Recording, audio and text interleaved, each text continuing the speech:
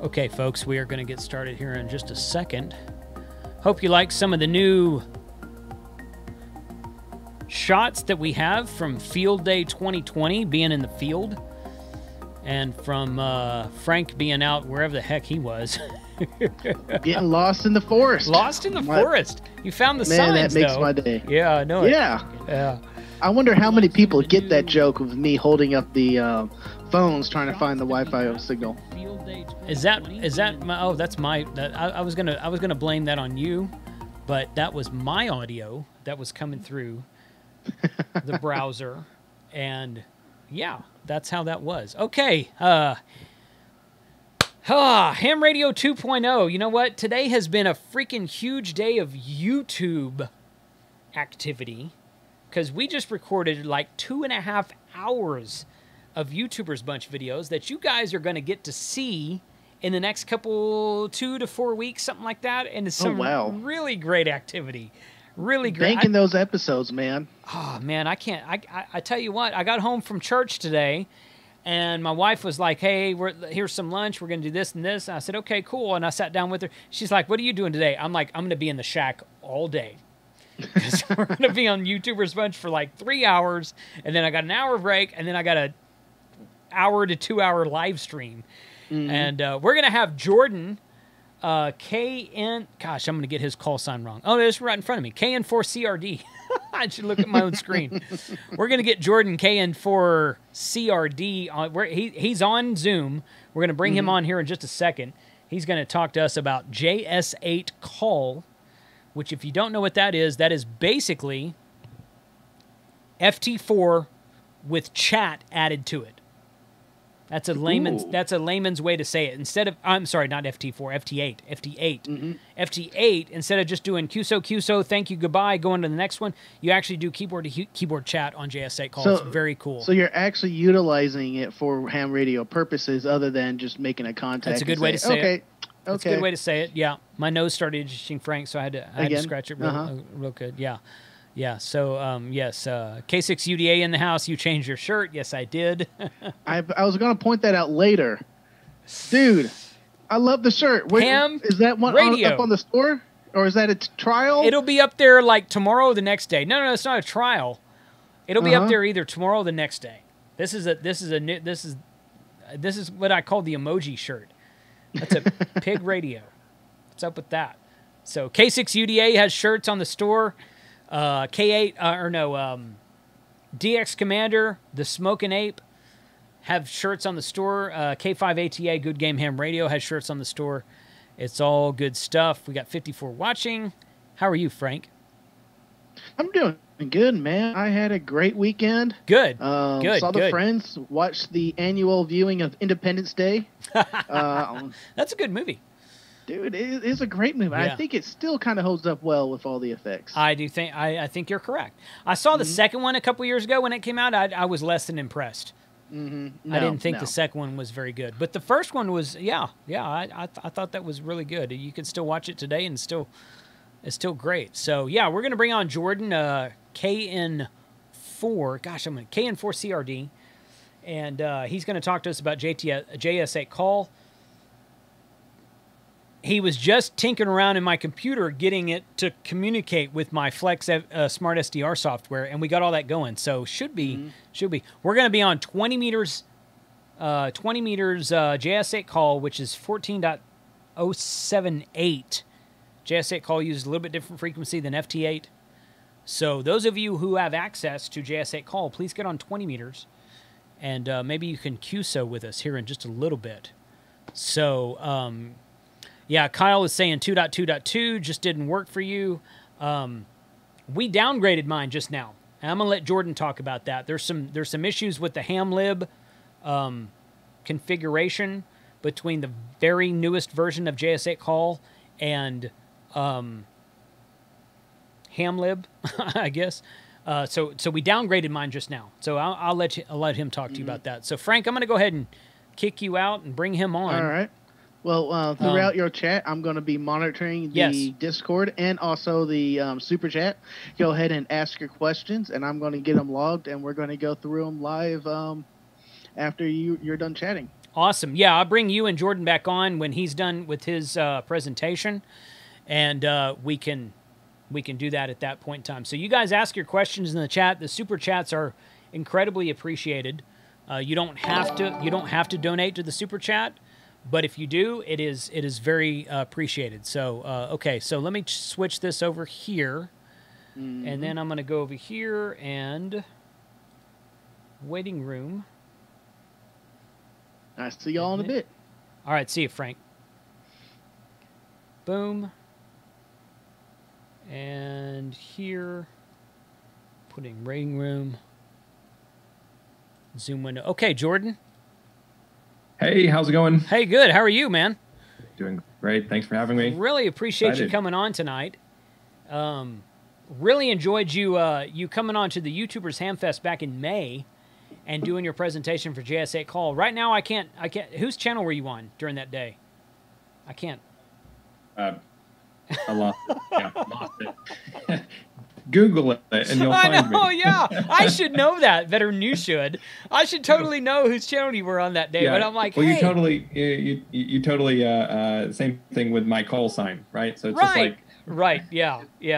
It's too much. I'm trying to remember all this stuff to make sure the video's right and make sure I've got this set up and make sure I've got this. I'm like, I can't do it all. I'm not smart enough to do it all at one time. So, hey man, thanks for coming on tonight. We've already had comments in the chat about the 2.2.2 version, which you and I tinkered with just 10 minutes ago. So give us well, first of all, tell us what JS8Call is, how you came up with it, what the history is, just a really brief history. It doesn't have to be long. And then go into the newest version 2.2.2 and the challenges you've had with that. And then we can switch over to my screen and do some stuff with it. Yeah, that sounds great. So JS8Call is a person-to-person keyboard communication app for using FTA as the inspiration. When we first started, it was based on FTA primarily. It was actually sending FT8 signal over FTA, just using the free text box. I had hacked the WSJTX code that just would allow you to create long strings, and it would send it. No one was there and communicating about that on WSJTX. And so it was a lot of fun to break open their code, start playing around with it, and come up with my own modulation scheme and encoding scheme to make it for keyboard QSOs. It's more than that, though. JS8Call is actually a network of stations running JS8, most of them running on 24/7, having some automated features built in. There's a store and forward messaging system. There's a relay system. There is an automatic heartbeat system to kind of test propagation.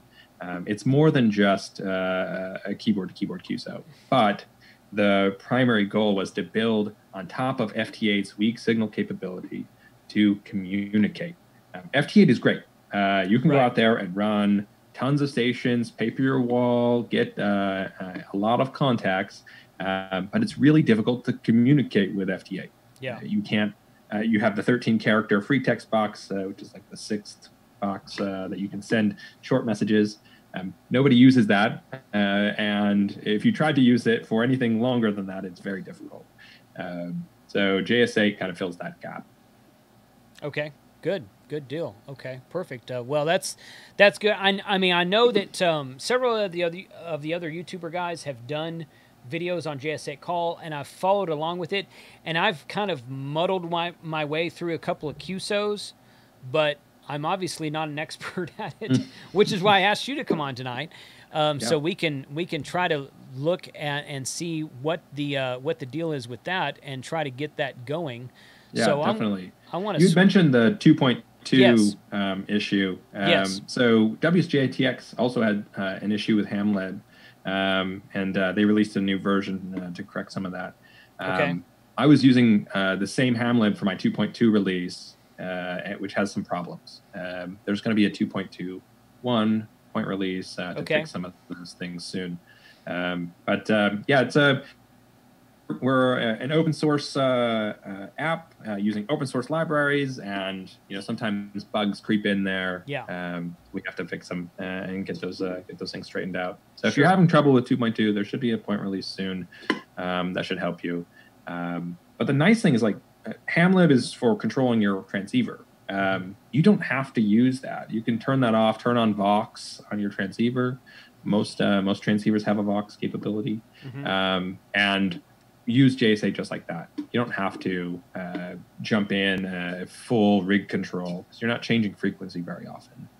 No, hardly at all, really. Yeah. I mean, if it's like FT8, you hardly ever change. Unless you change bands, you're not changing frequencies. Band changes is really, they're really the only time when you'd be switching frequency. Or if you had a special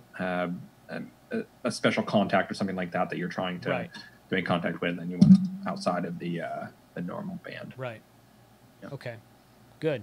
All right. Well, I'm going to switch over and show my screen here. And Jordan, if you want to take control of it like you did a minute ago, that'd be totally fine. Yeah, that'd be great. Are you? Let's see. Let me see if that's going to work. That right there. Share. Let me know if that works for you. Yeah. Perfect. Great. I'm on request control, so then I can point some things out. Okay. Your window's real small there, but that's cool. Okay. Yeah. So we're looking at the you can see Jordan at the time, itty bitty window at the, because Zoom. This is Zoom, guys. But look at the window on the left. That's where we're focusing on right now. So, yeah. So you should have control, Jordan. Yeah, perfect. So this is JS8Call. It's available for Windows, Linux, Raspberry Pi, and Mac. So you can load it up on most modern PCs. What it is, what we're seeing here is your frequency, your call sign configuration, the current time, some boxes here, which we'll go over, and your waterfall at the bottom. When you first start JS8, it's going to ask you to set up your configuration, and you're going to see a screen like this. This is your settings. I should also mention real quick, we're using the Flex Radio Smart SDR software, so it's going to be a little bit different depending on which radio you're using. Yeah, that's right. But in my opinion, one of the easiest ways to interface it, WSJTX and JS8Call, is through the Smart SDR software. So go ahead, Jordan. I'm sorry. Yeah, no problem. So it looks like, really quick, it looks like on the stream, the window's cut off just a little bit. I don't know if that's... okay, hold on. Let me take control of it, and I can move that over a touch. Cool.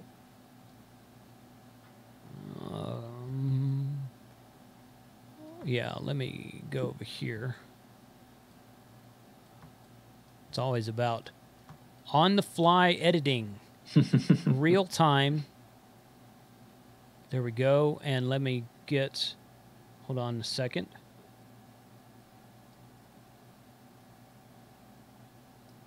And there we go. Right there. Okay, that should be a little bit better right there. Okay, cool. Perfect. So when you first start JS8, it's going to load this settings screen. And what it's going to ask you is put in your station details. You need your call sign and your grid. If you have configured WSJTX before, that should be totally normal. If you don't know what a grid is, Maidenhead grid is a way to encode your latitude and longitude position on the Earth inside of 4 or more characters inside of a grid. Each one of those is numbered. JS8 allows you to specify up to 10-character grid, which is down to, I think, like less than 100 meters of resolution. So you could transmit a very accurate position using that grid. So those are the two primary things that you need to first set up is your call sign, put your grid in there. The second thing is you need to configure your audio and your radio. And let's see if, can I still control this? Okay, yeah, cool. There you go. So that's the radio tab here and the audio tab. I usually configure audio first, so I'll go and put my input and my output. JS8 can use just a simple USB sound card, or if your rig has a USB cable and a sound card built in, you just have to plug in your USB cable and choose the correct input and output. You can also choose a notification sound card. So there's some notification system built in. So when you see CQs or something like that, you can play a WAV file. You don't have to configure that, but what you would want to do if you were configuring that is choose a different sound card for that. So one that's connected to your speakers, not the one that's connected to your rig. After the audio, you'd want to go and configure your radio if you want to use the cat control, the rig control. So it uses hamlib, which is the reason why some of the issues in 2.2 with the bug in hamlib. But there are a lot of rigs available to choose from. Now the Flex SDR, that's using the Kenwood TS2000 cat commands. And from here you can see it's on Com11. The configuration is everything that's set up inside of that rig. And then we're using the PTT method, the push-to-talk method of cat, and not using any split or any of these advanced functions down here. You don't have to do that. You can use Vox and key your rig just using the audio from JS8. And that's what I usually do when I'm out in the field. I'll have my little KX2 USB sound card in my PC and key it with Vox. That's just 2 microphone USB 3.5 millimeter things right into my sound card. And I don't have to worry about rig control. I'm there with my rig. I can control the rig. But if you're at your base station, setting that up is handy so you can change bands and not have to touch your rig. The rest of the configuration options really are ways to change the behavior of JS8. We don't have to go into those right now, but I'll just give you a quick overview. Reporting is the stuff for the JS8 API, which is fun. I'll talk about that. And your logging, if you're logging a special call sign. Frequencies, there's a band schedule, so you can actually automatically switch bands on the schedule if you'd like. So if you're running a station that's running 24/7, it can hop from 20 to 40 meters, as the gray line passes. Save messages. This is kind of like macros. Notifications, the things that happen if you wanted to play a sound file to, and UIs and customization to the user interface. But really, it's quite simple to set up, and if you've set up WSJTX before, it should feel familiar. It's based on the same code, controlling hamlib, and all of the little details that you'd have to do to set that up. If you haven't set up WSJTX, it's still pretty simple to do. On this first screen, there is a couple of fields here for your CQ message, your reply message, and your station information. And these are the buttons that correspond in the main window. Basically, quick macros, quick things to send just with a button presses. So let's jump back to the window, and we can see what's showing here.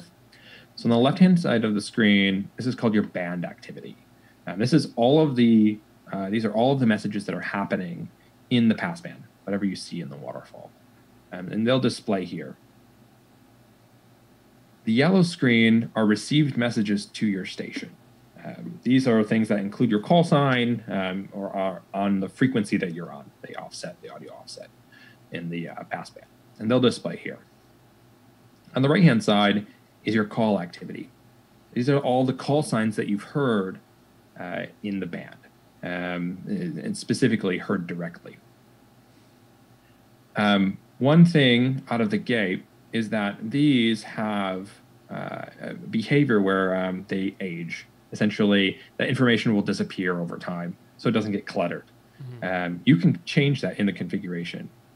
It's one of the behavior options, call sign aging. So remove call signs after, so this is disabled. Those call signs will be there forever, but you can change.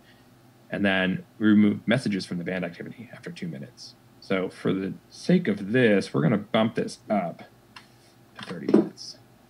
Good. Figures that Josh would get in there. KS6NIZ is in there calling me. Yes, definitely. So here, I'll move this open so you can see. All right, so what's happening, we've had earlier today, right before we hopped on the live stream, we sent a heartbeat out of our station here, and we got a message back from W7SUA, and that was an acknowledgement of our heartbeat. I'll go into that in a second. So explain what a heartbeat is, unless exactly. That's where you were going. That is where I was going. Okay, all right, sorry. Absolutely. So what I'm going to do first here is do this order the call the band activity here by the most recent first. Then we see the most recent stuff at the top. So heartbeat is one of the functions that are built in to JS8, and the heartbeat is it's a network. It's a network of stations, usually running 24/7, but they don't have to be. But that network of stations will either manually or on an automatic interval send a heartbeat. It is a message saying, hey, this is my station. My station's alive. Here's my grid. And other stations that hear that, if they have automatic reply turned on, they'll respond automatically and say, hey, I heard your station.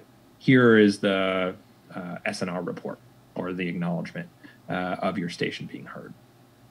And that creates this kind of real-time propagation detection system inside of JS8. It really allows you to know who can hear your station and who your station can hear. You can see here on the right-hand side the call signs that we've heard already. So KI6NAZ and W7SUA. We heard from W7SUA directly from that heartbeat. And that is actually here, this little star that's next to it. When a station replies to you, the JS8 knows that that station has heard you. Obviously, they're replying to you, so they must have heard your signal. And it'll put a little star next to it. So inside of this list, if you see the star, that's a station that is hearing your station. So you could actually make contact with that station because you've heard them as well. There's some other things that display here when you get a message, some of the store and forward stuff. If we have time with that, it's a little phone icon, a little flag. Those things, if you hover over them, it'll tell you what it means. All right. So the heartbeat allows you to know who your station can hear and who hears your station, which is a handy feature. Knowing that W7SUA heard us at -4 is also handy. That's actually a pretty good signal path. It's the same kind of ratio as FT8, so if you're familiar with that. -4 is pretty good. You can have a really good conversation at -4 with JS8. JS8 has a couple of different speeds. Normal speed is a 15-second transmit time, just like FT8. It takes up 50 hertz of bandwidth. And you can get about 16 words per minute if you're sending a message. There's a slower speed. This is kind of halfway between FT8 and what would have been JT9. And there's a faster speed that transmits at 10 seconds and a turbo speed at 6 seconds. Each one of those taking up more bandwidth, transmitting in less time, the same information. So if we had a good propagation path like this -4, you could bump up to fast or turbo probably, and have a faster conversation because you have a good path. If this was really weak, -20 or something like that, dropping to slow, it takes a lot of patience to send a message at slow at 8 words per minute. But what we say is communicating at all is better than not communicating. And so if you have to wait to communicate, if you have to send a message over a couple of minutes, that's better than not being able to communicate at all. And so using that allows you to kind of find and optimize find the right paths and optimize your speed at transmitting your messages. So let's talk about the messages. It's a keyboard to keyboard kind of focus. That was the primary inspiration. When I was developing it, it was when I got my ham radio license, I was playing with JT65, and I was really fascinated that you could bounce it off the moon and receive those signals. Is really cool. But it was kind of robotic. It didn't feel natural. It was really cool that I was a new ham and was able to do that. But I wanted to talk to people. I was the essence of ham radio, communicating. And so I had jumped onto PSK. I had tried FSQ. And there was a Facebook group that I was part of that we were experimenting in all these different modes. It just wasn't the right fit. And that's where I was like, the FT8 was just announced. You could totally build free text out of keyboard QSO stuff on top of that. Why didn't they? And this wasn't part of their vision for WSGTX. So building this allows you to do that. Allows you to send an actual message. So let's get to that. You can type your outgoing message here. It says that. So you can type anything. Say, hello world. And it would send. What it would say, if we click send, it says send 30 seconds. Now we're in the normal speed. So it's going to be 15-second transmit times. So this message is actually going to take 2 transmissions. And that's because it's automatically, by default, it's automatically going to append or prepend your call sign. So you know who it's actually going to be sent from. But if we were saying something else here. Hold on a second. I think you moved the screen over or something. Oh, sorry. Let's put that back over here where people can see it. Okay, you're good. All right. I think you just clicked the mouse in the wrong place. It's fine. No problem. So let's see here. Oh, that was nice. Let's delete that. Oh, it's not letting me use my keyboard. What, should I hit something on mine? Yeah. Can you just click in there, delete that? Let me try to type. It's not actually letting me do that. No, it's not letting me do that either. That's strange. Something weird with the. It could be the remote desktop. The remote desktop thing. Yeah. Oh, there you go. It's going now. Okay, good. I probably pressed a sequence of keys that made Windows dislike me. I've got about 3 computers running right now to do this live stream, so y'all just bear with us. Totally get it. What I was saying here is that there are a number of built-in messages that send faster than that, than 2 frames.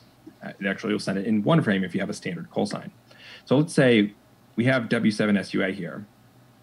You can click on him and click this directed to, or you can right-click him and see the directed to messages. But either way is fine. These are kind of built-in single-frame messages that you could be able to send very quickly. All of these down here, again, QSL, yes, no, how copy, roger, roger, fine business. All that stuff is very, very helpful for an engaging conversation when you're doing a reply. Sending your signal report to the station usually will only take 1 frame. I say usually, if you have a compound call sign, so like KCH, HWB/P or QRP or something like that, that's actually going to take a little bit longer to send. And usually we'll split up into 2. So sending the SNR is really easy. You can send your information, your grid. Most of these are going to only take 1 frame unless you're sending some additional information. So like sending my grid is going to say, hey, W7SUA, I'm going to send you my grid. That was the first frame. And then it's going to send your grid, which is your up to 10 characters grid locator. So let's try this really quick. So we can send. So go ahead. What is the so on the left-hand side, you got one station that's in green. Yeah. And a minute ago, he was showing also in green on the right, and he had the telephone icon to his left. Right. You were talking about icons a minute ago. Yes. And that was showing there. So explain what that is. Yeah, I should have hovered over that when that was showing. Yeah. The little phone icon is saying, hey, I'm calling CQ. Okay. Okay. And so you can see it's green here because that's in your configuration. The default configuration has that in green. Gotcha. When you're calling CQ, CQs will appear in green unless you've changed that color. Gotcha. Stations that include your call sign, messages that include your call sign will appear in red. Okay. Or unless you change that color. That's similar to FT8 then. Right. Exactly. Yeah. Okay. Gotcha. So that little green telephone icon was saying, hey, this person has been calling CQ. That was 7 minutes ago. After 5 minutes, that disappears. Gotcha. So they're no longer calling CQ. So displaying that icon is not very helpful.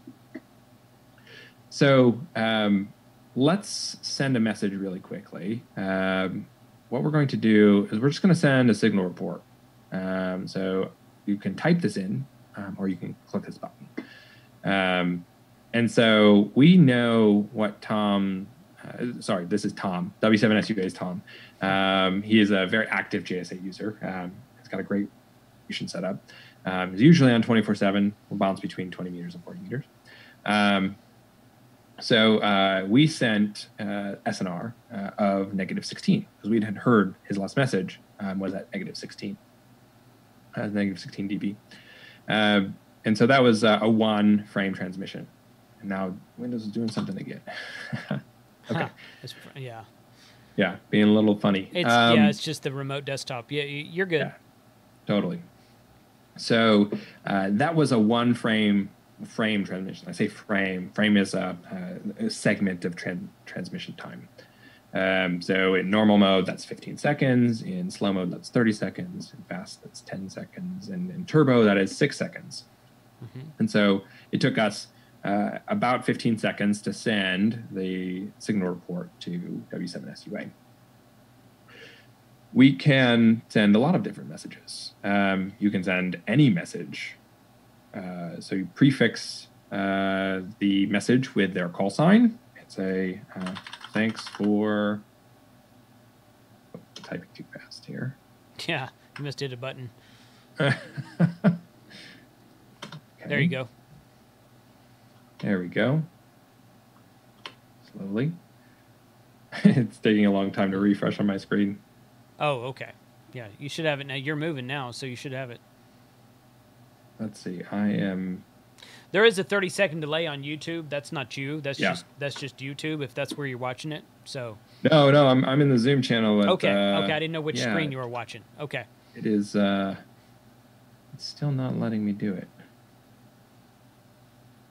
Oh, somebody's calling me. Right. What do you want to type? Well, I was just going to say nice station or thanks for the report, whatever.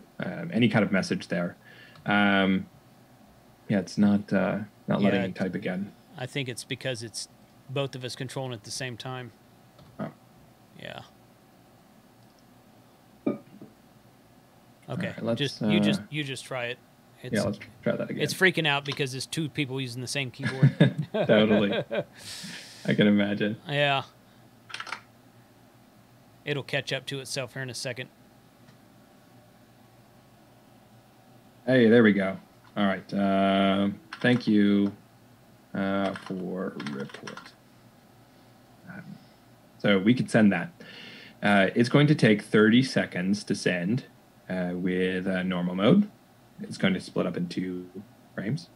That's because we are not sending very much text, that's an average of 10 words per minute.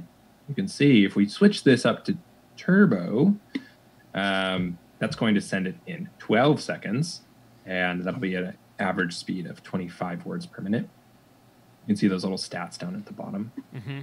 And so let's do that. Let's send it at turbo. He may not get this, but that's okay.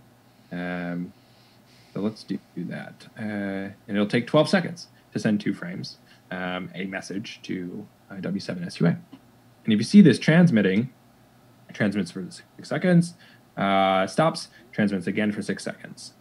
What it's doing is it's taking that message and breaking it up into segments. And those segments are transmitted during those frame times. And that's an important aspect to JS8 because it allows the decoder not to have to run all the time. Mm-hmm. This is why WSGTX requires a time synchronization. they require you to be on like the accurate minute. So you have the right even odd sequence, essentially, when you're transmitting, because WSGTX is going to transmit for 15 seconds, and then it's going to listen for 15 seconds, and then transmit for 15, and then listen for 15. JS8 does that back to back. So it's going to transmit, not wait, transmit, not wait, transmit, not wait. And it still does it in those frames, in those segments. It doesn't, well, the reason behind that is so that decoder doesn't have to run all the time and figure out where the signal lies inside of the passband. It knows that about this time, when the frame starts, I should be looking for signals there. And so that decreases, a little optimization that decreases the CPU usage. Okay. So breaking that up into those segments allows you to create a very long message, which could take a very long time to send if you were sending slow mode. But normal speed is usually good enough for an average QSO. If you have ever done a CW QSO, it's going to be about the same speed, unless you're really good at CW. If you've ever done a PSK QSO, it's going to be a little bit slower than you're used to, because PSK operates a bit quicker. PSK is probably pretty close, somewhere between the fast mode and the turbo mode, somewhere around 30 words per minute. Other digital modes allow you to usually optimize for your propagation path and the speed at which it's transmitting and the bandwidth it's using. So like if you're using Olivia or Contestia or even RIDI, or if you wanted to go down into hell, it allows you to change that based on propagation. So that's why you can do that here in JS8, because you don't always have good propagation, especially right now with not very good sunspots in the ionosphere being all weird. So let's go over the buttons that are on the screen. Yeah. So there are a lot of buttons on the screen. They should not be scary. Most of them are related to something that you've configured or a message that you would normally send pretty regularly. The other ones up here in the top right corner are kind of special buttons. On the right, it says normal plus multi plus HB. This is your mode button. You set the JS8 mode settings here. This is the same thing. Most of the buttons will correspond to a menu item or a menu that you normally would access. Okay. So you can click the mode. It's the same menu as this Gotcha. Mode. So that allows you to quickly just grab the mode speed that you'd like. You can change your decoder sensitivity. Oh, great. This is cool. So we've received a new message. That's Josh messing with me. That's awesome. Yeah. So we've received a new message. We'll get to that. You can see the little flag icon up here. Yeah. So I'm going to close out of that really quick and go over my buttons. So the decoder sensitivity. This is a setting at which it balances your how much CPU you're spending decoding versus how sensitive the decoder is.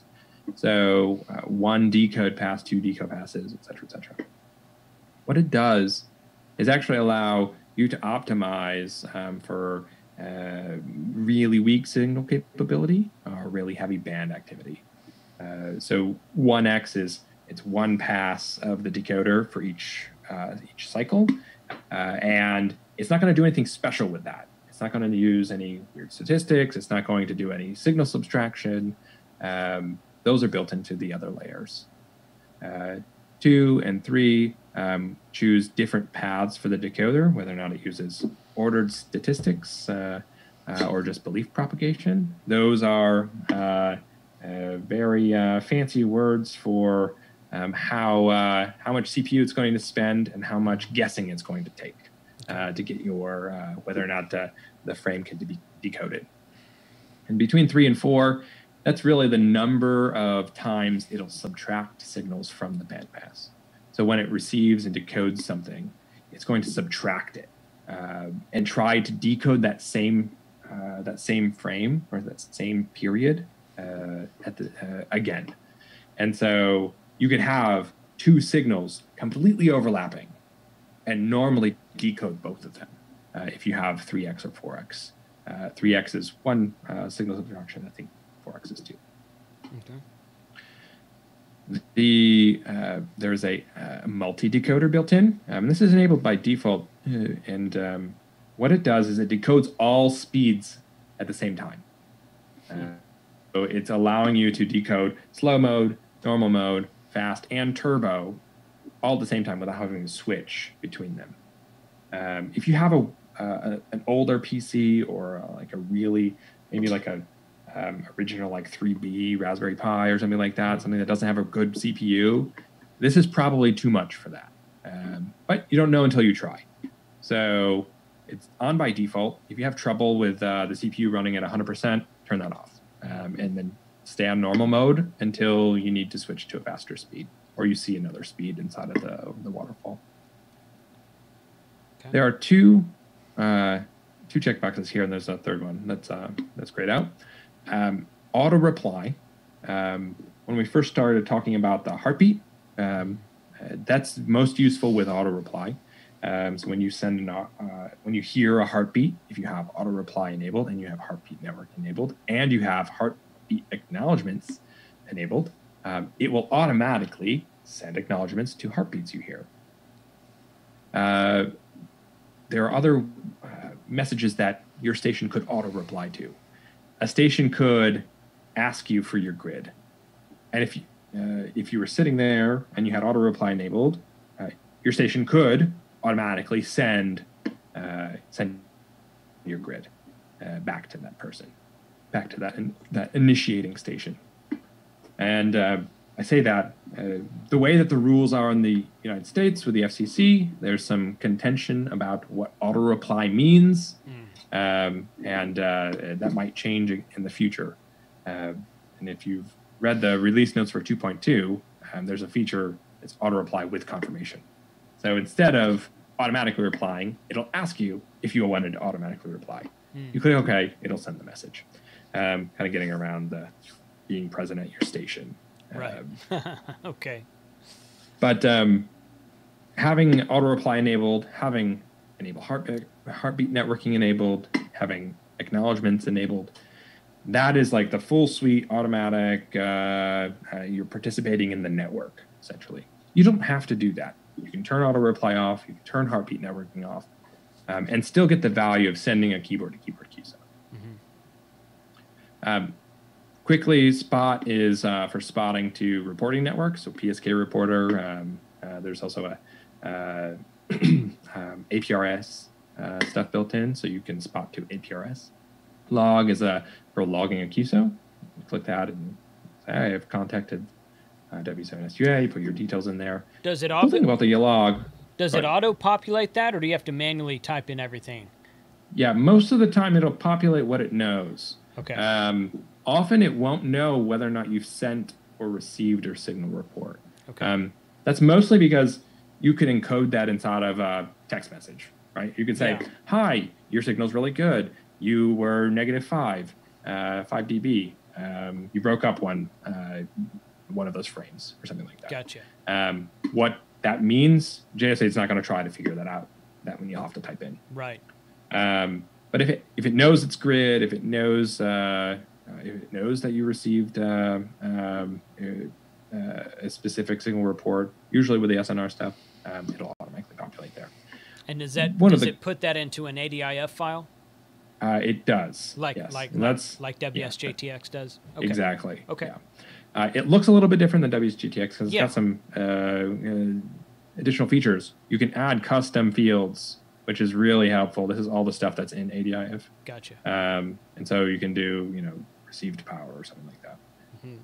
Okay. And so you heard that they were 5 watts. You can put that in there, which is really helpful. It's handy for contesting. So if you had a specific exchange and that was like a class or something like that, or a region, you put that in there. It's really handy. Okay. The other part of this log, which is really handy, you actually click on one of these boxes, double click one of the words, it'll automatically populate that. Oh, cool. Nice. Yeah, like, send more beer. That sounds like Josh. Beer, right? Yeah. Cool. that's really handy. That's you don't have to copy and paste or anything like that. Just double click. It's gotcha. Really easy. Okay. And then the tune button here, that's going to turn your rig on transmit, send out a tone, and allows you to quickly tune to make sure that you're actually being able to transmit, that your band is your antenna is tuned up, and if you had a remote tuner, that's pretty handy too. Okay. So those are the top buttons. Down here, these are the quick access kind of macro stuff. So HB, send a heartbeat message. CQ, send a CQ message. Reply, this is if you were replying to a CQ, it's going to send your reply message. Most of the time, that's configured by default as how copy. That's going to reply with the station. So, hey, W7SUA, how copy? Usually then they'll send your signal report and you've started your QSO. You can change this to whatever you'd like. How does it know who to reply to? Do you have to select something first, or? Yes. Okay. So the call sign that you've selected is who you're going to transmit to. Gotcha. You can see here on the right window. Right, on the right window. Okay. You can click on the left window too if there's a call sign, and it'll figure it out. Okay. Most of the time. Okay. So whoever it's going to say here, if you have this, it's going to say type your outgoing directed message to W5BDJ. Okay. It's going to say that here, W5BDJ, I've got BDJ selected. That's who it's going to send to. I can type any message here. It's going to automatically prefix their call sign. I'm going to do this quickly. We'll send and we'll escape. It prefixed their call sign, and then it would send the next frame. Okay. So you can do that here too. If I was clicking here, so W7SUA had transmitted a heartbeat reply to N9BT. It selected it automatically over here. Same thing here. So you can click either one most of the time, and it'll figure it out. But whoever you have selected, it'll appear here too in the button. So it's very easy to know who you're going to be sending to. So easily send the signal report. So that was what we had sent up here earlier, SNR -16. So you can click on anybody, hit the SNR button. It's going to generate that message and send it. Okay. The info button, that's another message. And so this is my station information. Okay. I can change that then. Okay. You can change that. You can send anything. The cool thing about those things, the info button, info message specifically, and in the 2.2, there's a status that's also there. You can say W7SUA info question mark, and it will, if W7SUA had their state automatic reply on, it would respond with that information. So automatically, if you had auto on. Okay. And so if you don't have auto on, what it does is it populates this box with what would be sent, and then you can hit send if you'd like to send it. Okay. Okay. So that's handy. That allows you to create this kind of disconnected networking, disconnected communication. It's almost like a text message. I'm going to send a text message, and I'm not expecting that person to like have a real-time conversation with me right then. I'm going to come back to it later when they've replied. Same thing here with the network is that you could send a message like that. And that was the message that we received earlier. You see here is a message, send more beer, right? And we had received it, and it had prompted us. And because we were standing here looking at the screen, we saw the message come in. So this is kind of moot, but if you double-clicked or said show message inbox, it's going to show that message here. This is really handy if you have a station running on the air listening. Other stations can send it a message. It's kind of like an inbox, an email inbox or an SMS inbox. They get collected here. And so I can reply from here. It would start my message when I come back. and that's really really useful. They did that by saying the message. So it's like KI6NAZ message, send more beer.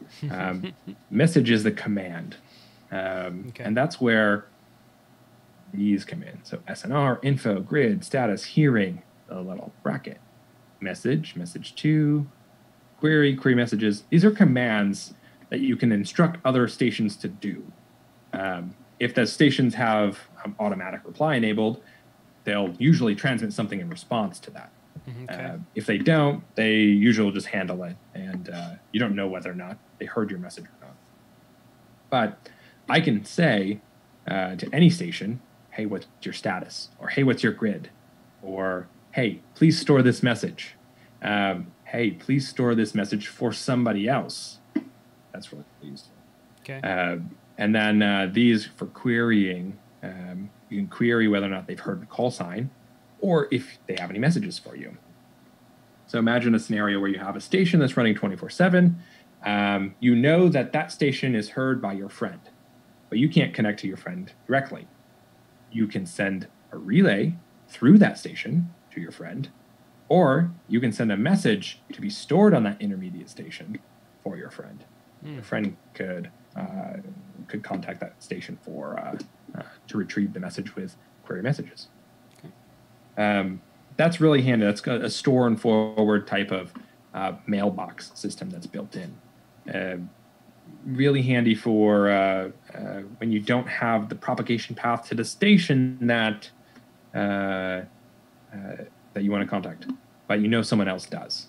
How do you know? There's the hearing command.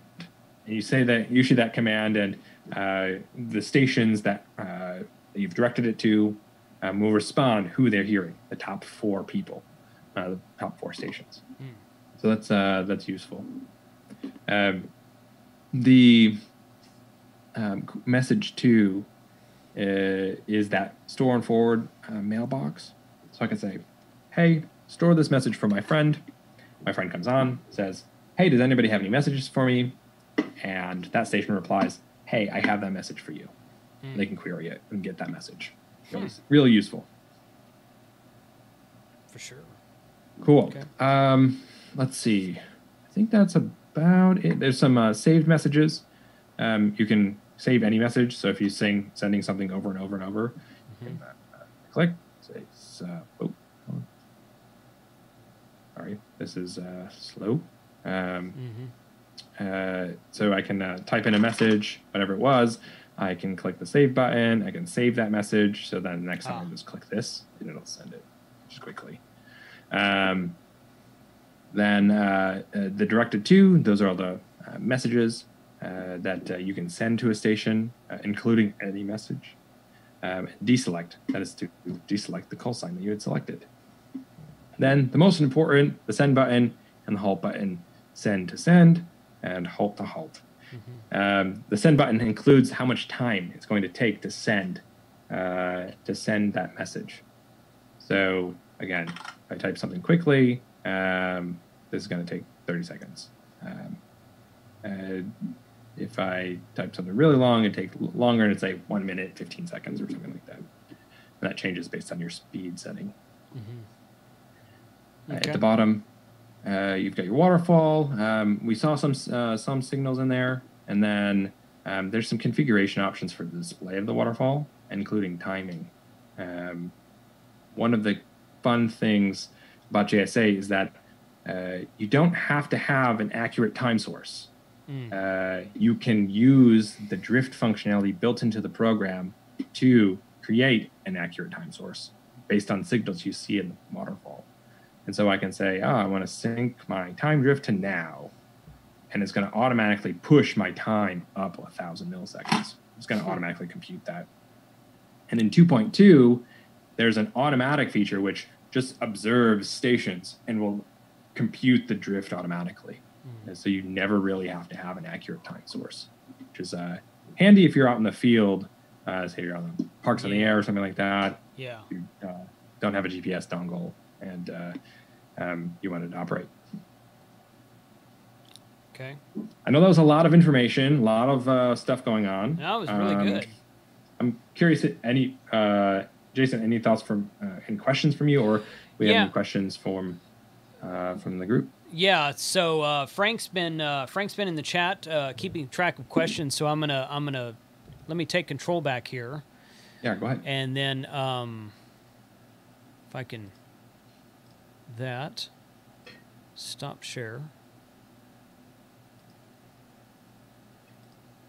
There it goes. Okay. And now I'm going to go here. Let me do that. And I'm going to bring Frank back on, and he's probably going to have some questions that he's been recording in the super chat since we've been going. So Frank, you're upside down again, buddy. There you go. What is going on, y'all? Now you're lagged out. There you go. Okay, you've caught up. What's up, man?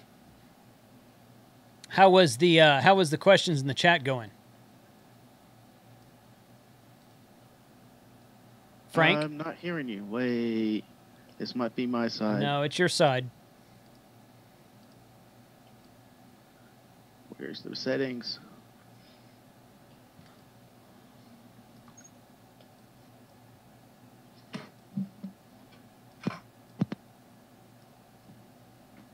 Hello, Frank.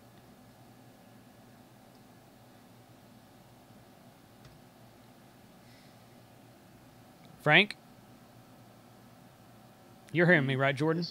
Yeah, I hear you. Okay, fine. okay, yeah, it's something on his side. Okay, so, all right, guys, we're going to click over here, and I'm going to go...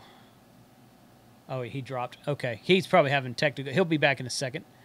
Let me go to... Yeah, right there. I'm going to click back over here. Good. Okay, so I did see a... Okay, so the first question I see when I pop up is from Bob K6UDA. I'm running on a Mac. I've got JS8Call configured exactly like WSJTX. On my K3S, I'm getting a PTT error. Could be anything. Yeah, that's not a lot of information, which is typical of a Mac guy normally to send that. I'm there are a couple of things when you're diagnosing an error with rig control. Is the serial port? You have to make sure that the user that you're using has permission to access that serial port. If you're running WSGTX, you probably have access to that serial port. There's likely, you can't be running two apps that are accessing the same serial port most of the time, right. Unless it's a virtual one. And so that can cause problems. The other thing that could be causing a problem is that maybe you didn't transcribe the settings accurately. Maybe the baud rate is different, or the bit ordering is different. If it's exactly the same, then it could be that you're running 2.2 and there's an issue in hamlib. So there's a wide variety of things that could be going wrong. I'll go back to, you don't have to have that to use JS8. Most rigs have Vox built in. You just turn rig control off, tune with your VFO. Yes, use the knob to go to 14.078 and key it with Vox. Totally fine. Mm-hmm. And a lot of people do that because you're not bouncing around frequencies very often. But it is very handy to have rig control. I have a KX3. It's the same. It's usually the same command set as the K3, and it works perfectly. I'm running it on the Mac. It works pretty good. So normally there is a system setting or one of the configuration settings that's wrong when you're getting that error. Okay. All right, I'm back. I got sound now. You hear us now, Frank? Yes, I do. Okay, good. So I asked him Bob's question about his K3S. Awesome. So yeah, so you were. I saw a couple questions come in when it was, kind of when we first got started. So feel free, Frank. Go ahead. Kind of the first one is what is the latest release of your software? Yeah, 2.2 is the latest release, 2.2.0. There's going to be a point release soon, probably in the next day or so, with an upgrade to hamlib. So it stops being nasty and naughty to some of the transceivers. By that I mean not working. That'll probably come soon. But right now, 2.2 is the most recent. Included in 2.2 is the automatic time synchronization, some bug fixes and improvements. There's some new message formatting and display. And if you go into the download page, there's release notes there, and you can see all of the fun things that I've put into there. Sounds good. And that was from Moonfest Madness. Going to the top here. Do you need a tech? I believe Danny has a technician license. Can he use this data mode, and on what frequencies? Yes, you can. Well, it depends. I'm assuming tech, he means in the United States. So that means that you'd probably be able to use that on 10 meters and up. You have to check the band plan for that. There is, I don't think they've made the change yet, but there is some consideration for allowing digital modes for techs on lower HF frequencies, but I don't think that has come into play yet. So no, I don't think so. Yeah, so they'd have to stay pretty high frequency, 10 meters and up, I believe. But it's a great opportunity to go grab the general. There's the new general test, which is actually it looks pretty good. So I would encourage doing that. A question from Dojo. This kind of leads into what you were just saying. He's using JS8 over 2 meter FM mode. That's what I was. That's the question I saw. I was curious the answer myself. Go ahead, Frank.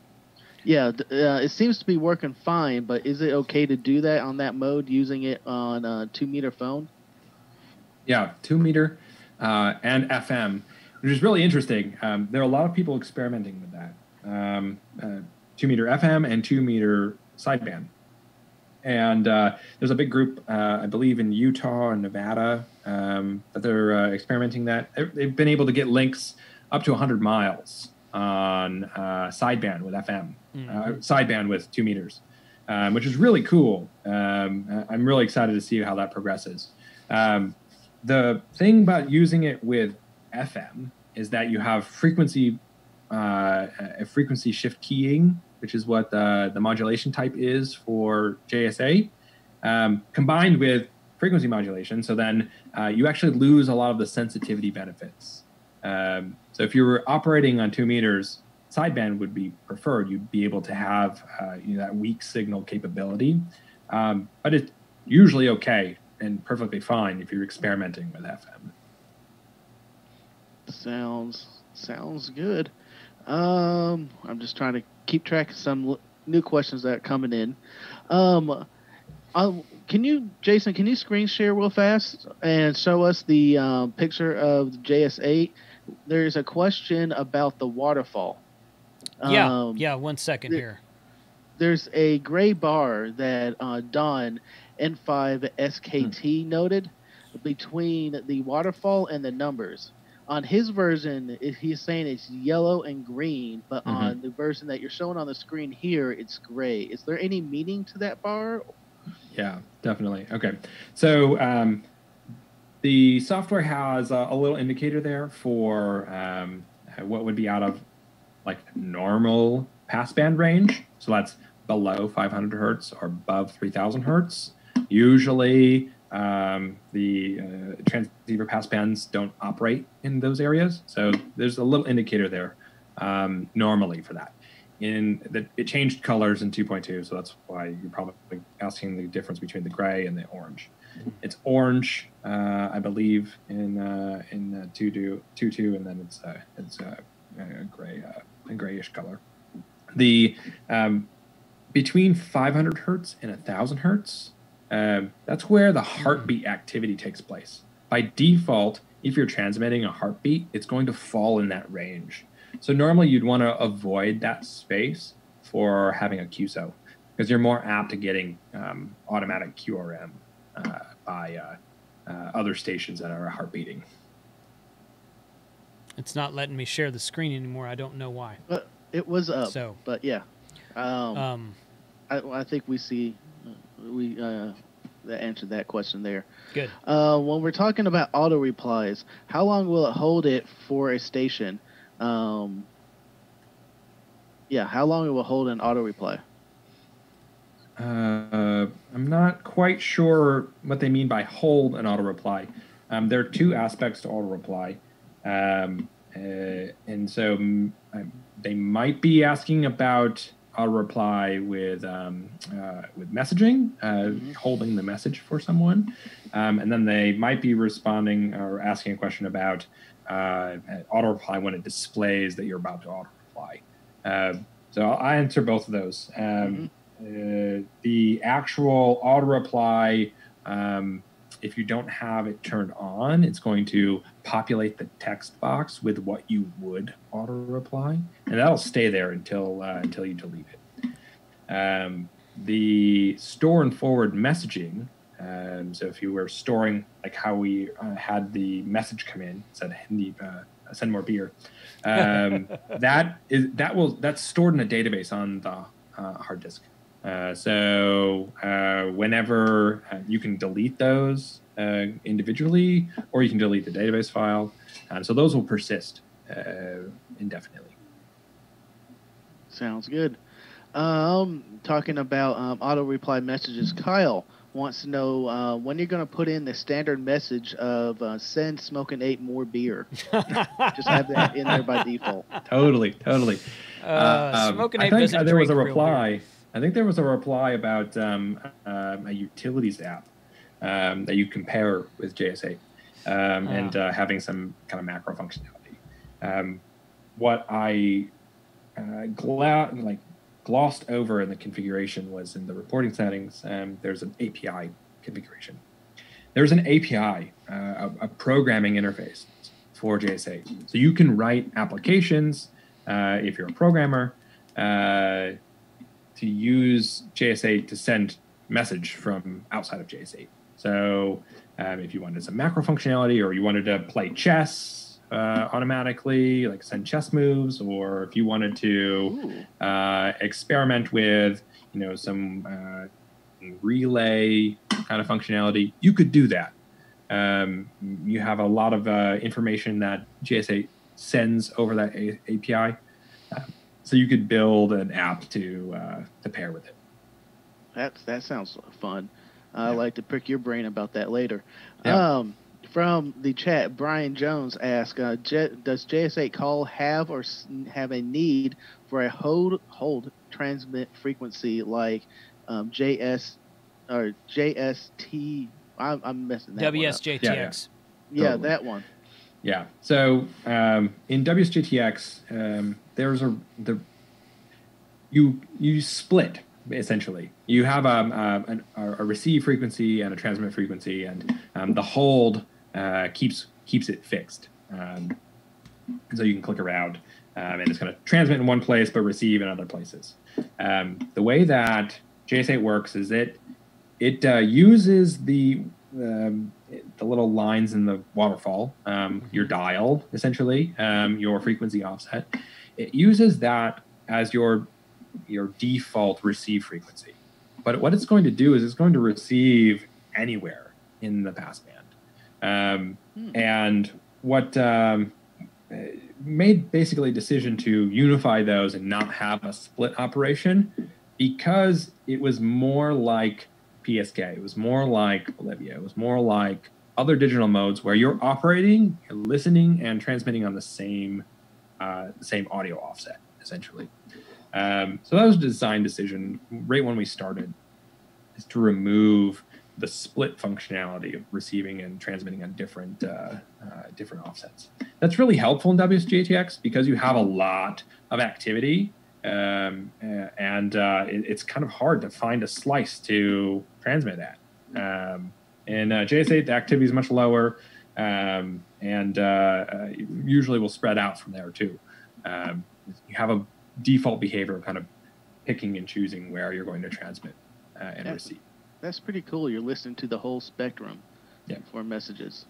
Kind of talking about the spectrum now, is there a suggested power out that you suggest using? I default to use as little as you need. Normally it's not very much if you have a good antenna and propagation is playing nice. A lot of folks will be transmitting less than 100 watts. Most somewhere between 10 and 100 watts. It doesn't mean you can't transmit a kilowatt. It doesn't mean that you have to transmit at 20 watts. Really, you should use what you need to communicate, what you need to make the connection, and that varies by band, that varies by sunspots, and all the propagation stuff. So really, it's just whatever you see fit. What I would not recommend is sending a 5-minute message at a kilowatt. But if you do, and you don't know what's going to go wrong, it's going to get hot. The transmitter is going to get hot, and it could overheat if you don't have good cooling. And so, Jason, JS8, do you know a little bit about that overheating equipment? I didn't overheat it. I just plain old melted it. But yeah, totally. The actual transmit, it's 100% duty, right? So for 12 seconds of the 15-second frame when you're transmitting is 100%. It's not like CW or PSK where that's going to be variable based on what you're sending is frequency shift. So it's going to just blast that power out. So if you have that back to back to back, that can get very hot. So if you're running at high power, just make sure to watch that. You don't normally need a kilowatt though, because JS8 is much lower in activity than FT8. It's newer. Not a lot of people, not as many people are using it. It's about normally there's like 100 or 200 stations on it at a time, instead of 1,000 or 2,000 as FT8. So it's usually not needed to like break through. Makes sense. And that was from Don in the chat. And this one's from Vandyman1. Why does it take so long to transmit so few characters? Yeah, that's a good question. It depends on what you're sending. And at what speed. Normal mode is going to send, all of the modes actually, are sending a packet of information. That packet is 72 bits, essentially. That's enough to store a very big number. But it's not enough to store a lot of characters. What JS8 does is it takes your message and it breaks it up into pieces and it tries to figure out what's the best way to send this. It has two different types of compression. One is, it's called a Huffman code. It's a very limited alphabet to tightly pack characters. So it's going to pack the character E. It's going to pack that in 3 bits. And it's going to pack the character Z, which is use less frequency, in 7 bits. So it really depends on what you're sending. So the word that you've chosen, or the arrangement of characters, or you're using special characters or something like that. Different characters are going to send different messages, different number of bits, which ultimately translate to how fast you're going to be able to send. You're speaking my language here. I'm totally a developer, and I'm following this. Yeah, the other side of it is a dictionary compression, and is it chops up your message into words and figures out if there's a matching word in its dictionary. And instead of sending the word's characters, it sends a number, an index in the dictionary of what that word is. There are 260,000 words or something like that are built into JS8. And those are, the dictionary compression is actually ordered, so all of the fun ham words are at the top. They're sent in fewer, like the lowest number of bits. So like all of the Q codes, all of CQ, all of the grids, all that stuff is sent more efficiently than the the word trampoline. And so what's really cool is that you could actually have a message that can be transmitted in like 6 or 7 words in a single frame, depending on which words you've chosen.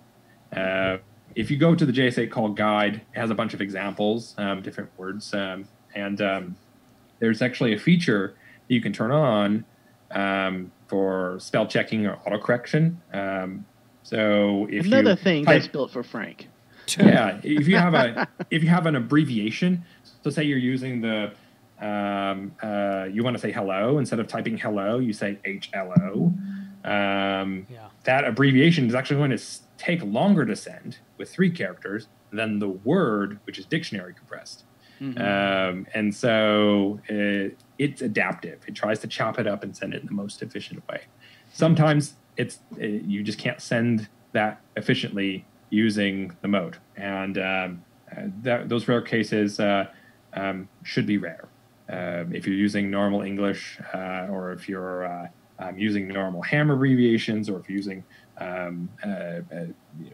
not a lot of special characters or anything like that, the messages are going to be sent pretty tightly packed. Essentially, type your message and send it, and don't worry about it, because it's going to figure out what's the best way to send it, and sending it faster, you can do that by changing the mode speed. If you want to, you're giving up a little bit of sensitivity for that. That sounds pretty cool. I followed a lot of that. I wonder if anyone else in the chat did. but that was pretty cool, using dictionary, and I haven't heard of the other compression schema, but that's pretty cool. All easily researched. Final question here from Kevin Adams, kind of another programming one here. How, if any, will the upgrade to HamLib affect JS or WSJT8? Do you have an answer for that? Yeah, so they're separate apps. They use they don't use the same library, and so when I compile and build the installers for each of the platforms, it builds HamLib in most of the time. And so whatever I distribute with it is the one that's going to be used just for JS8. So you can use JS8 and WSJTX side by side with completely different versions of HamLib, completely different versions of the software, and it work fine. The only thing is that if you're running both of them at the same time, you'll likely have a conflict with rig control. Cool. Gotcha. Yeah. Well, hey, that's all the questions I got.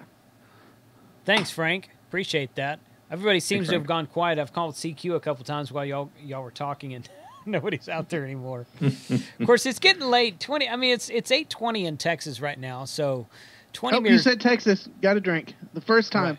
Right. Wasn't the first time. Like I said at the beginning of the stream, FT8 on 20 meters of the last 2 or 3 weeks has been on fire. Like, I've been falling asleep on the couch, and I'll look down at my WSJTX running on the computer out here in the shack, and it'll be lit up bright yellow on the FT8 frequency on 20 meters, and I'm like, man, it's midnight, for crying out loud. So I'm not hearing all those kilowatt ops. Yeah, that's on 20 meters at midnight with this solar cycle. It's it must be running some power. Probably so, but if you're watching like the scrolling activity log on the left side of WSJTX, it's rolling through there with a lot of different call signs. So, yeah, totally. You know, we've got a remote station down in Costa Rica, and when the sun goes down about 6:30 or 7 in the evening, 20 meters dies. It's just like it's like somebody hits a switch. It's just like done. Wow. But and I think it's kind of unusual that here it's been so active lately. But here in the last few weeks, it's, you know, at least the last couple weeks, it's been 20 meters has been very active. So yeah, definitely. I don't know. With JS8, most of the activity happens on 40 meters. Okay, that's good to know. That's where most of the operators are. It's a chicken and egg type of effect. Yeah, You have to have operators to operate and communicate with. Yeah. And before you go to a band, but you don't go to the band unless you have the operators. right? So most of the time you'll have a lot of people on 40, a much lower amount on 20, and then trickling everywhere else. But 40 is usually where most of the activity takes place. That gets pretty good propagation throughout the day at this point of the solar cycle, and it's actually mostly pretty good at night nowadays. It's good. That's good. I just saw one question that came through the chat late here. It's pretty good. Andy asks, if there's a power outage, will it auto-save, and when it comes back, pick up where it left off? So auto-saving, it depends on what auto-saving. I guess the band activity, the call activity, and whether or not you have a battery on your computer. So if your computer doesn't turn off, like the app doesn't exit, then it'll just keep running. No big deal. If you have a power outage, like with a desktop PC that doesn't have a power supply, backup, no battery, nothing like that, then likely it's going to restart and not have the activity that you had there. JS8 does save that activity when you cleanly exit, but it's not saving that all the time. And that's probably a good feature request if you'd like to add one. Go to my issue tracker. There's a link from the website, I think. If not, you can email me. And add that as a feature request, because I think a periodic save of that probably would be a good feature. Cool. For sure. We're improving it already. Yeah. That's right. That's right. Yeah. One question we did not cover at the top of the podcast. Jason, what are you drinking there? It's a good question. I've got a Turning Point beer.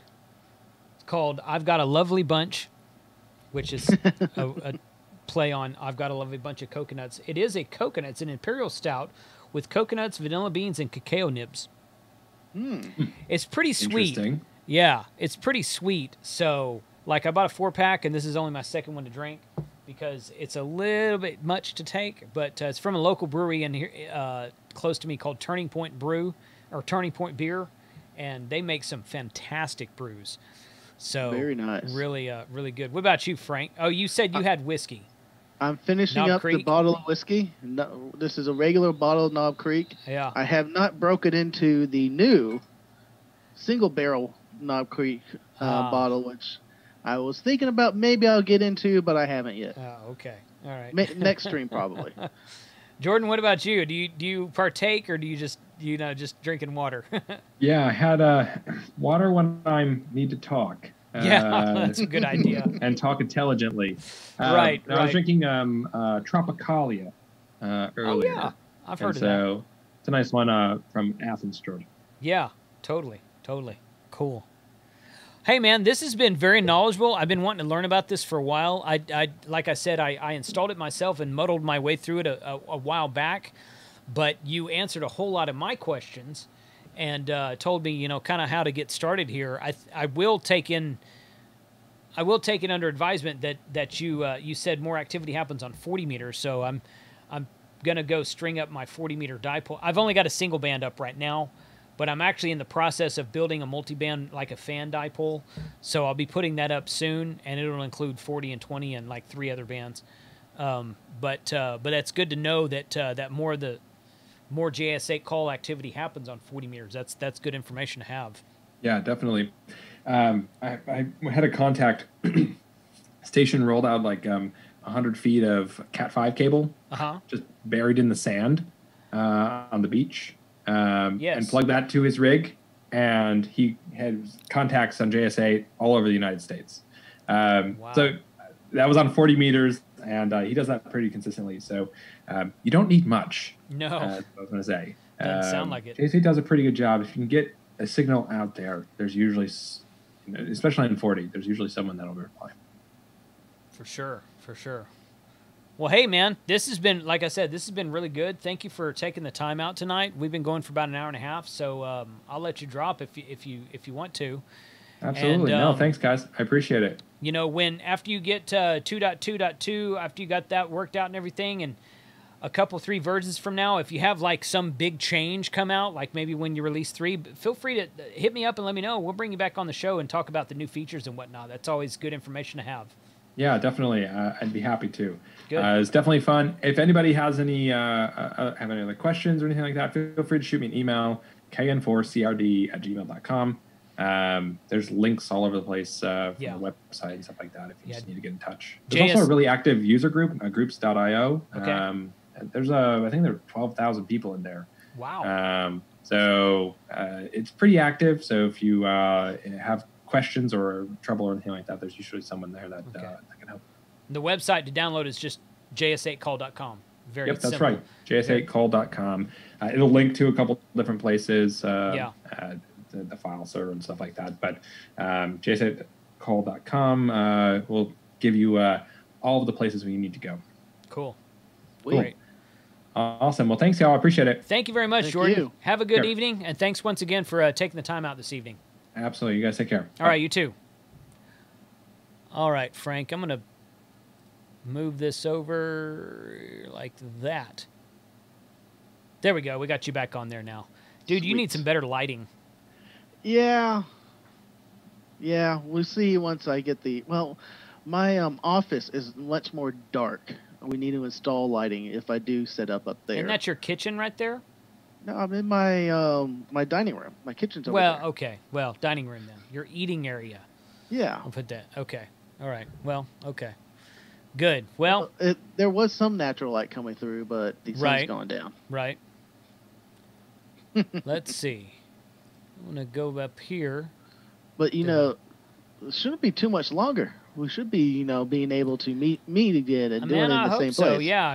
You got all your stuff worked out with Here, I'll show you how it is now. This is the first time I did this rig or this setup.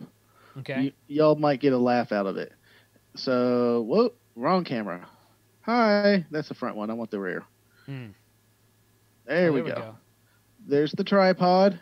There's the camera upside down on top of the table, and there's the chandelier. If that works, man, you just need to get some. Daylight balanced lights in that chandelier. You'd be good to go. Yeah. I don't know if they have that. Those are some of the special light stuff. But I hope this is a better angle, because before I was catty-cornered and kind of sitting at the table at an awkward angle, and it was kind of awkward to type, so I cleaned off the table eventually and set up the tripod on the table so I can look straight ahead and be square with the camera, even though it's not square pointing at me. It's more that side right now. But hey, things tweak. It seems to be working for you. But yeah, I mean, obviously the best solution is to get you back over here next to me. And then when we bring on a guest, it can be you and I sitting on this camera view and the guest on the Zoom in view. And once again, my Restream chat broke. I don't know. I restarted it once, and it looked like it started working again, and then it stopped again. So I don't know what the deal is with that. I think they want you to pay for it, because I'm using the free version. I didn't know there was a free version. Yeah, there's a free. Yeah, I'm just using the free version. And if they could guarantee that it would work, I wouldn't necessarily mind paying for it. But maybe there's a limitation, and that's why it's always going down. Maybe after 20, 30 minutes, it'll self-turn off. Maybe. That's possible. I know at one point it was the pictures that we were posting in Discord in the chat that was breaking it. So you turned off enabling. Well, that was a theory. That was a theory. I was thinking that that's why it stopped, but we've done that. It stopped several times since then where we haven't been posting pictures, so I'm not sure that was right. That was just kind of like, I was like, well, yeah, I don't know if that was it or not. Bob K6UDA says he tried calling me, but I don't. Oh, wait a minute. There he is right there. I like Tim's comment. Blame the co-ed for his lighting. Right. Yep. Pretty much. Yep.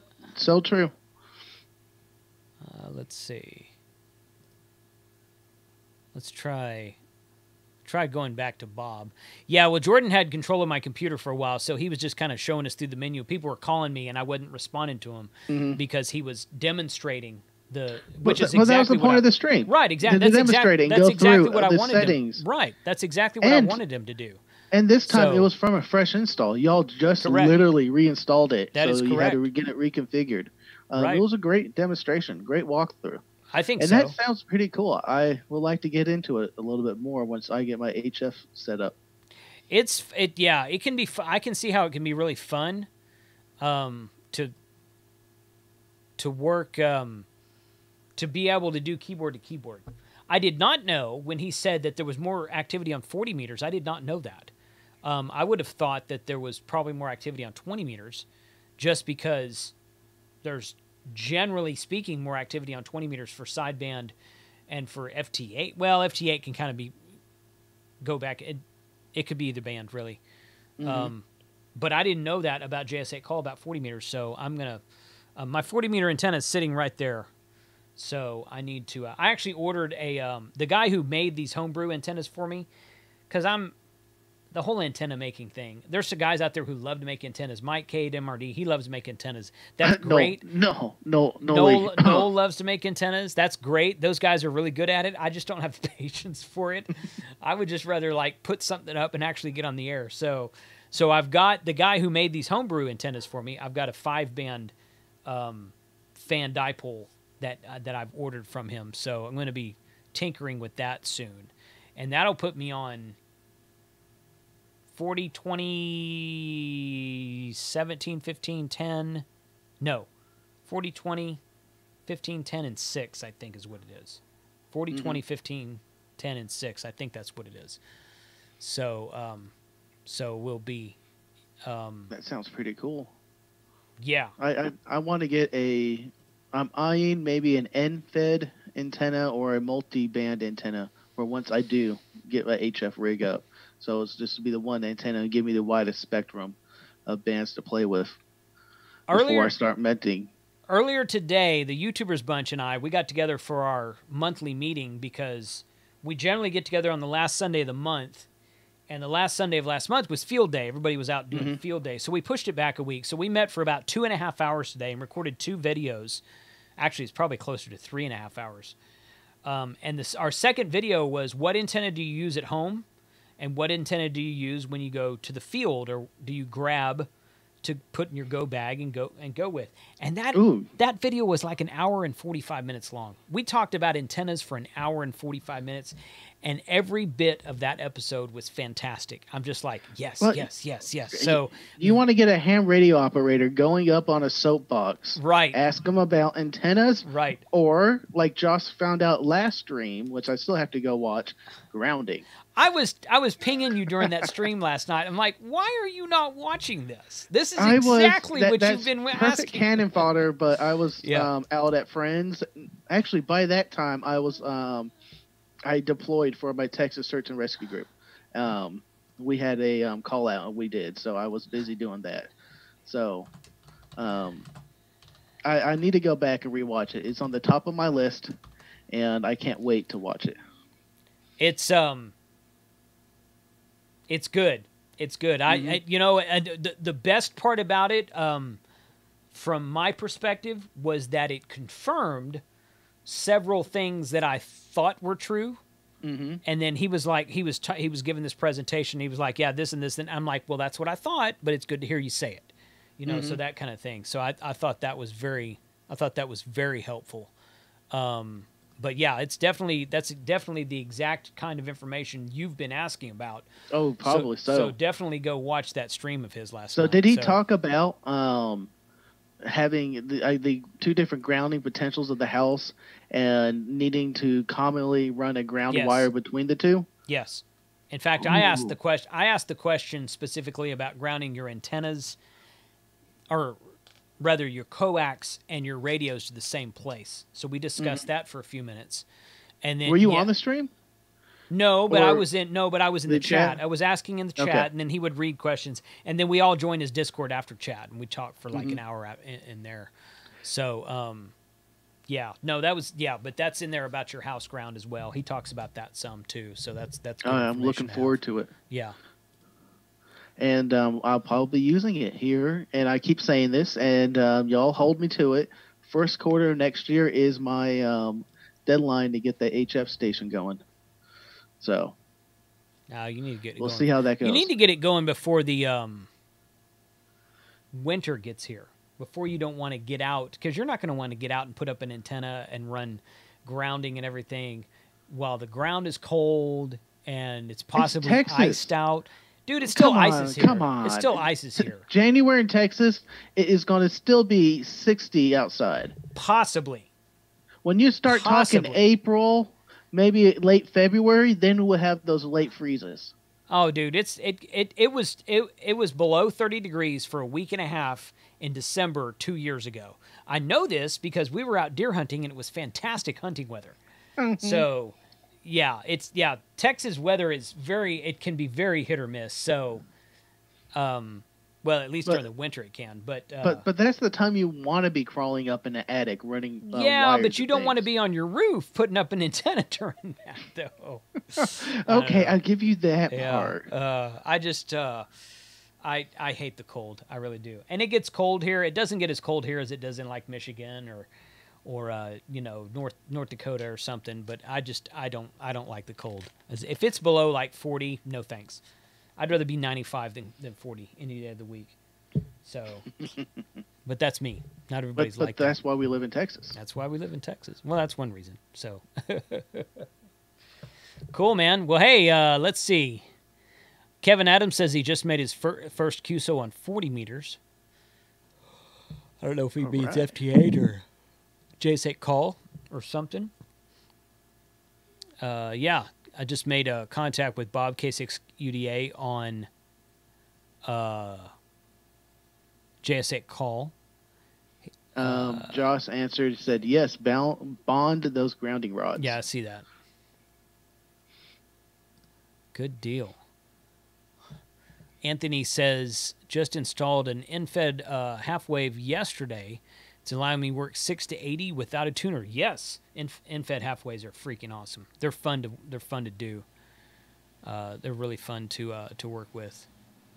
Don N5SKT. It's summer here in Texas, and it's mosquito season. He just lives over there in like Richardson. Yeah, He's just right over there. So, but that's the truth, man. Yeah. Right now, if you go outside, you gotta have that spray. It was bad at the deer lease after the sun went down during field day. Mm-hmm. After the sun went down, I was out there and I was working FT8 on my Flex, and I'm like, I'm going in the trailer and I'm taking my laptop with me, and I can work remotely from 10 feet away and not get eaten by mosquitoes, man. Cheating. Oh, God. Yeah, not really. It's remote work. Oh, gosh. So, yeah, I'm not getting much on 20-meter JS8 right now. If I do a heartbeat again, this same station, W7SUA, comes back to me. The heartbeat's pretty cool. That is pretty cool. I didn't know what that was. So the heartbeat is transmitted by you, then received by another station, then answered by that station. Correct. It's not like Whisper where you transmit and then it just responds over the internet. Hey, I heard you. Correct. Yeah, it's almost like a ping, which is what Whisper is, but except it replies over the internet. The heartbeat's all over RF. Yeah, so, and that would actually give you a good propagation report, and you could take that information and know where you're going to call CQ on for a phone if you want to try to hit a particular region. Right. Correct. Good. All right. Well, all right, man. I think I'm going to shut it down. I'm going to keep JS8Call going and see what kind of activity I can get, because if I go, let's see. So here is, let me see if I can do this. So here is the Waterfall and the Smart SDR software.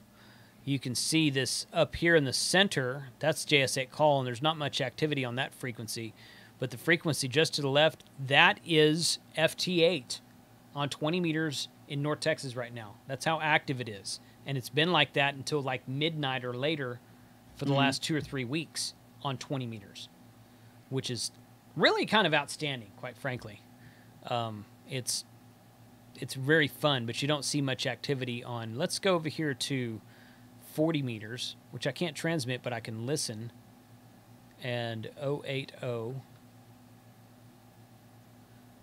That is, yeah, there's definitely some activity on 7.080, which is where JS8Call is on 40 meters.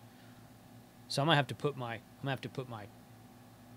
antenna, my 40 meter antenna back up. Actually, I'm probably just gonna wait for my fan dipole to get here and put that up and be done with it. So, because once I get the hex beam up, I'll put the hex beam on my Flex and or my IC7700, and I'll use my fan dipole that I already have up to connect to my FT101EE vintage rig station. That way I have options for whatever I want to work. So that'll be fun. So, all right, guys, we're going to shut it down. Let's go back here. Really appreciate you guys joining tonight. And not next week, but 2 weeks from now, I'll be doing my next live stream. And we will be welcoming Kyle, A80Z. And he is going to come on. We're going to talk about All-Star. We're going to do some All-Star work about building nodes. Frank and I did an All-Star stream, like a year ago, wasn't it, Frank? Yeah, that sounds about right. And how to build an All-Star node. And we built an All-Star node, and that All-Star node's sitting right there, still working today. So we're going to get Kyle's big into All-Star as well. So Kyle's going to come on. We're going to talk about All-Star. We're going to give out the node number that we're all connecting to. We're going to ask you guys to join us, and we're going to do some QSOs over the air, over All-Star, and over YouTube. And we're going to just have fun with All-Star. I want to start doing some more stuff with All-Star. I've been having a lot of requests from viewers about All-Star, which All-Star is really fun, and it sounds really great once you get it configured properly. So I'm looking forward to trying that. You guys catch my lunchtime live streams that I do it on Wednesdays at noon Central Time. I will be out this week. I actually have to drive to Denver for the dog rescue organization that my wife and I volunteer with. We're taking a group of dogs up from Dallas, Texas to Denver, dropping them off to a rescue organization up there, and then I'm driving back. I'm probably going to stop on the way back and hit up a couple of parks for a POTA activation. That's a good idea. Yeah, I've already got my rig set up and my portable antenna. I'm just gonna do it all from the car. Put a mag mount on the car with a ham stick and see if I can activate there. It'd be fun. You can go hit up. It was probably a couple hours north of Denver, but Estes Park, beautiful. Yeah. Maybe look at Pikes Peak. Go on top of Pikes Peak and drive up all the way to the top and set up there. That'd be a fun soda trip right there. I'm not gonna have time to do that this time, but I might put that on the books upcoming. So, but yeah. Spend a couple of days in Denver before you go to the top of Pikes Peak. I learned my lesson the hard way. Well, that's probably true. That's probably true. So, all right, guys. 73 to everyone. Put your comments below. Let me know what like I said, we're gonna do All-Star upcoming. If there's some sort of subject or person you would like to see interviewed on this show, tell me who it is. Tell me what subject you want to hear about. I reached out to Jordan after he was on the YouTuber Samfest, and he's like, sure, yeah, no problem. So we've been talking about this for like 2 months. And just with everything, because I only live stream about every other week, so we had to get it scheduled out. But I really appreciate him coming on the show. You guys, if you guys have a chance to drop him an email, thank him for coming on the show. He's really responsive to emails and questions if you have anything there.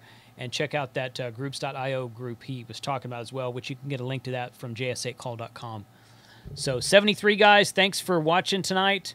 Hope to hear you on JS8Call on 20 meters and or on 40 meters. I'm probably going to fire it up again on 20 meters during the day tomorrow. See if I can get some more activity going during the day. So 73 everyone. You guys have a good evening. Stay safe out there, and we'll catch you next time.